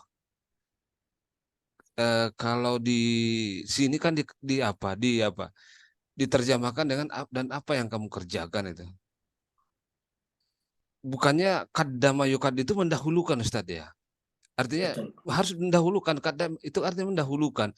Ini ayat senada dengan fastabiqul khairat gitu menurut saya gitu. Itu kalau itu berlomba-lomba paling depan gitu loh. Nah, ini kan di sini wa ma tuqaddimu li anfusikum min khairin gitu. Itu kan kuncinya kan di situ. Mendahulukan untuk dirinya itu paling terdepan lah maksud saya itu kan. Paling terdepan untuk diri kalian itu dalam hal kebaikan gitu. Saya memahami ayat ini seperti itu. Kok di sini tidak salah juga gitu, tidak keliru juga. Tapi saya memahami seperti ini ayat ini sejalan senafas dengan fastabiqul khairat itu. Berlomba-lomba kalau diartikan selama ini. Tapi fastabi itu istibaqah, musabaqah itu kan paling terdepan. Kalau di ayat lain itu kan di surah apa itu? As-sabiqun al-awwalun, istilahnya kan paling depan gitu, terdepan itu. Itu yang mohon dijelaskan mungkin saya yang keliru memahami. Pendapat saya keliru mungkin. Kemudian yang kedua soal nasi wal masuk tadi Ustaz ya. Itu sudah doktrin mungkin ya selama ini kita pahami bahwa nasih wal mansukh itu antara ayat dengan ayat gitu loh. Nah, yang kita pahami juga selama ini ada yang berpendapat seperti yang Ustaz tadi sampaikan bahwa hadis menasakh Al-Quran itu lucu menurut saya, Ustaz ya. Meskipun misalnya hadis, saya sering berbantah-bantahan ya, berdebat dengan kawan-kawan juga, teman-teman yang lain yang tidak sepaham dengan ini. Mas saya bilang hadis ini kan dalam hierarki itu sumber hukum itu kan dia kedua. Loh mana bisa yang di atasnya itu bisa menasakh yang di kedua gitu kan gitu. Oleh kedua gitu kan enggak masuk akal itu. Undang-undang dasar kok dinasah dibatalkan oleh peraturan gubernur misalnya kan gitu kan begitu. Logikanya kan seperti itu enggak nyambung gitu kalau menurut saya. Tapi dia bilang itu kan karena kamu Syiah. Lagi-lagi kan itu jawaban paling tidak masuk akalnya gitu. Langsung tuduhan itu yang karena tidak bisa masuk akal gitu menurut saya gitu. Nah ini yang berkembang dan itu tidak bisa agak susah hilang itu karena pemahaman seperti itu yang dalam masyarakat kita umat Islam itu tentang nasih wal mansukh ini gitu. Dan lebih masuk akal yang dijelaskan Ustaz tadi menurut saya gitu. Ini menurut saya. Penjelasan. Assalamualaikum warahmatullahi wabarakatuh. Waalaikumsalam warahmatullahi wabarakatuh. Jadi jemaah sekalian kita langsung ke pertanyaan nomor 2 Ustaz Widi tadi itu karena sudah ada di depan kita ini. Yaitu nasih mansukh. Jadi memang di masyarakat kita itu sudah semacam tersimpan di dalam memorinya para ahli pelajar lah, mahasiswa tafsir Quran, bahwa namanya Al-Quran itu bahkan bisa dinasakh oleh hadis. Ini menurut kita bagaimana pendapat kita tentang ayat yang mengatakan bahwa Allah menurunkan Al-Quran dan Allah juga menjaganya, kamu gitu. Ya. Nahnu nazzalna dzikra wa nahnu lahu lahafizun. Hafizunnya di sini menggunakan lam taukid, lahafizun. Kami yang menurunkan Al-Quran, kami juga menjaganya. Nah, kalau dinasakh berarti kan tidak terjaga. Kenapa? Karena dibatalkan oleh yang lain. Dan kita tuh yang namanya hadis kan catatan-catatan yang dibuat setelah Nabi wafat yang bisa benar bisa salah. Dan seandainya pun benar, masa iya Nabi membatalkan kitab suci Al-Quran yang didatangkan kepadanya? Kalau Nabi membatalkan Al-Quran yang datang kepadanya, berarti otoritas Nabi lebih tinggi daripada otoritas Tuhan. Begitu logika hierarkinya. Ya, tetapi itu tadi jemaah sekalian berbahagia, ya problem terbesar kita umat Islam ini, mohon maaf ya, memang persoalan mantik. Ya, ini persoalan mantik. Ya. Entah kenapa boleh jadi, karena itulah sehingga kemudian ya mantik di Islam kita tidak begitu diperhatikan. Ya.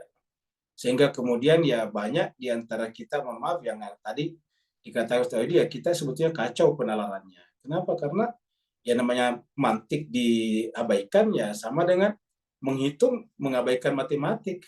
Kalau kita sudah menghitung mengabaikan matematik ya tidak ada gunanya menegur orang kalau dia katakan 5 kali 5 27 kan begitu.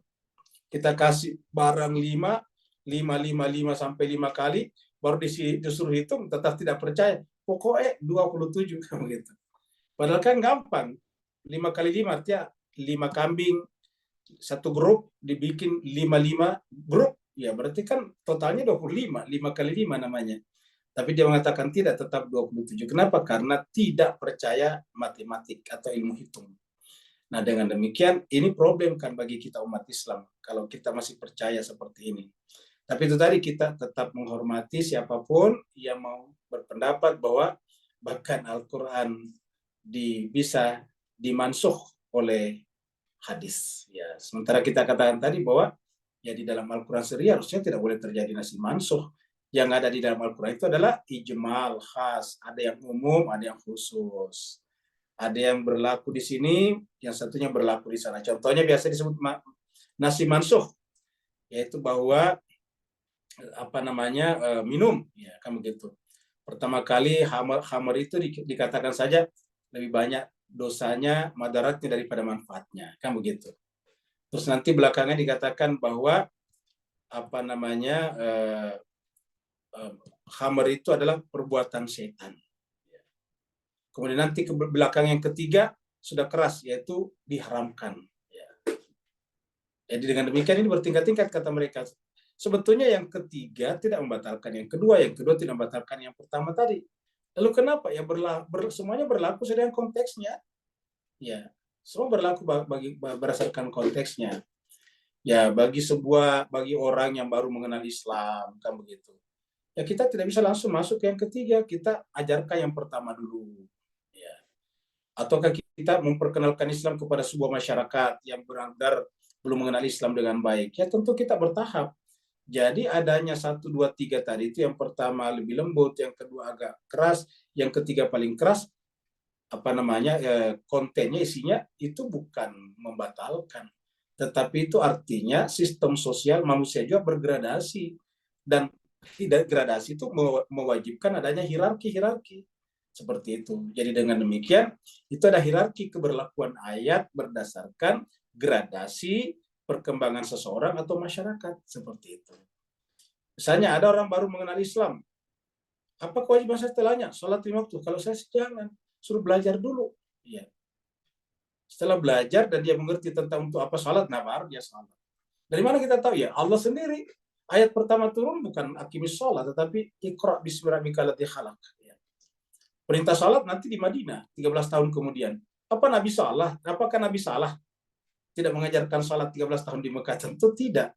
Ya itu metodologi gradasi adalah justru metode yang datang dari Allah Subhanahu wa taala, sehingga dikenal istilah dua periode, Makkiyah dan Madaniyah. Jadi seperti itu.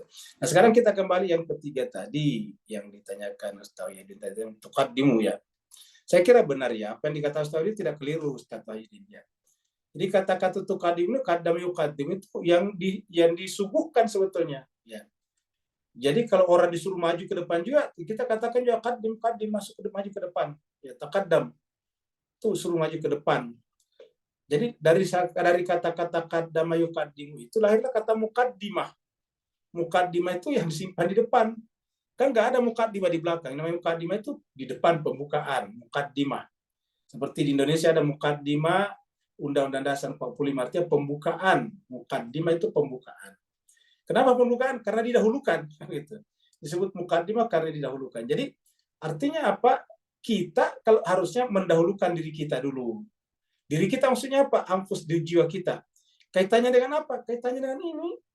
Kaitannya dengan sholat, zakat ini. Ya jangan justru sebaliknya. Mendahulukan diri kita kalau mendapatkan sesuatu, bukan. Dalam sholat dan zakat kita mendahulukan diri kita. Kita tidak ada gunanya ngajak orang salat di awal waktu kalau kita sendiri tidak di awal waktu. Kita tidak ada gunanya mengajak orang zakat kalau kita sendiri tidak berusaha untuk menjadi pembayar zakat. Jadi, wa ma tuqaddim, kita mendahulukan diri kita. Satu. Yang kedua, batinnya apa? Jiwa. Anfus ini bentuk jawab dari jiwa. Jadi kalau kita melakukan ini dengan baik, yaitu nilai-nilai batin daripada salat dan zakat, ya kita mulai dari batin kita juga. Dahulukanlah aspek batin kalian. Dan apa saja yang kita lakukan atas batin kita, pasti kita akan berjumpa dengan Allah. Begitu kita mendahulukan batin kita, yang kita temukan adalah Dia. Tajiduhu indallah. Ternyata jiwa kita temukan di sisi Allah Subhanahu wa taala. Nah, seperti itu jemaah sekalian berbahagia. Saya kira terima kasih Ustaz Wahidin telah memberikan masukan. Kemudian di chat, kita ke chat room dulu ya.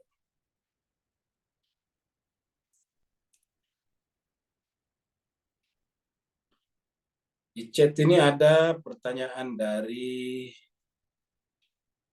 Pak Handi ya, bagus Pak Handi. Dengan kemahatauan Allah, kenapa Allah tidak langsung menurunkan Al-Quran dari awal? Supaya tidak ada perpecahan agama seperti sekarang. Dengan kemahatauan Allah, kenapa Allah tidak langsung menurunkan Al-Quran dari awal? Sebetulnya Al-Quran sudah diturunkan di awal. Jadi Al-Quran itu juga yang diturunkan kepada Nabi Nuh. Al-Quran juga itu yang diturunkan kepada Nabi Ibrahim. Al-Quran itu juga yang diturunkan kepada Nabi Musa. Al-Quran itu juga yang diturunkan kepada Nabi Isa. Isinya sama. Coba misalnya contohnya saya di dalam sholat puasa.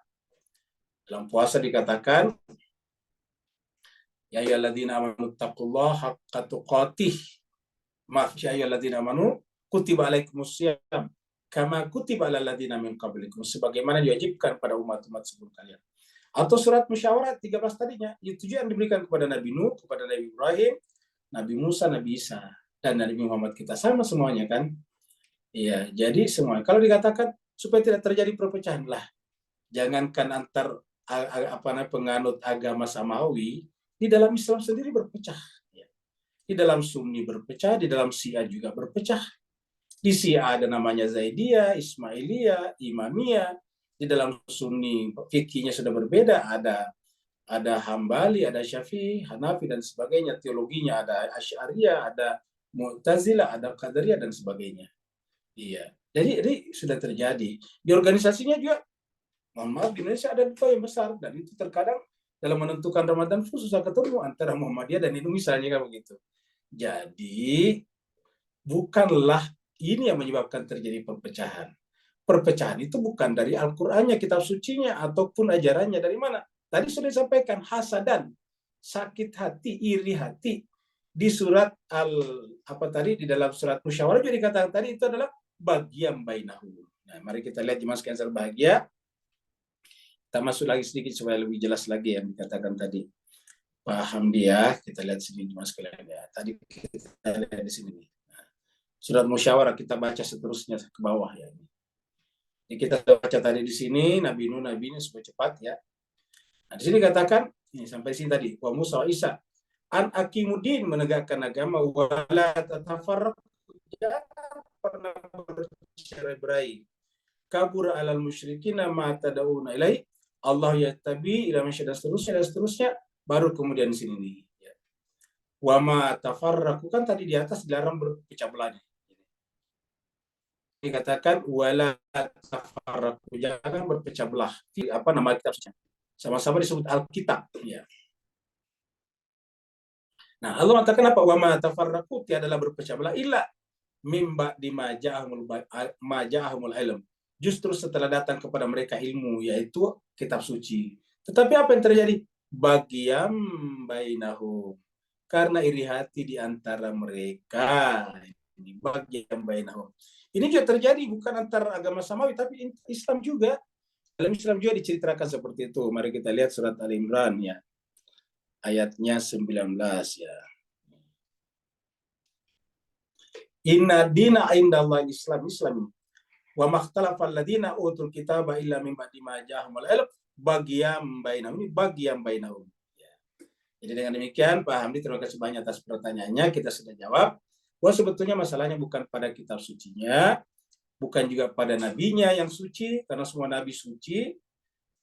Intinya adalah pada kitanya manusia yang ada iri hati, dendam, dengki dan sebagainya, sehingga kemudian kita susah untuk sampai kepada kebenaran sejati. Terima kasih banyak Bapak Ibu sekalian, mohon maaf atas segala kekurangan. Wassalamualaikum warahmatullahi taala wabarakatuh. Waalaikumsalam warahmatullahi wabarakatuh. Terima kasih banyak Pak Ustaz. Waalaikumsalam Terima kasih Ayu. Syukran, Ya, Ustaz. sama-sama Indri. Para Salam jemaah buat semua. semua. Assalamualaikum warahmatullahi wabarakatuh. Assalamualaikum Waalaikumsalam warahmatullahi Ibu Ayu. Terima Ya, kasih. sama-sama. Assalamualaikum. Terima kasih Bu Ayu, terima kasih Bu Ya, Dokter. sama-sama Sama-sama Pak Pak Andi. Terima kasih Ustaz. Assalamualaikum. Waalaikumsalam. Warahmatullahi Terima kasih wabarakatuh. Ustadz, terima kasih Mbak Ayu. Ya.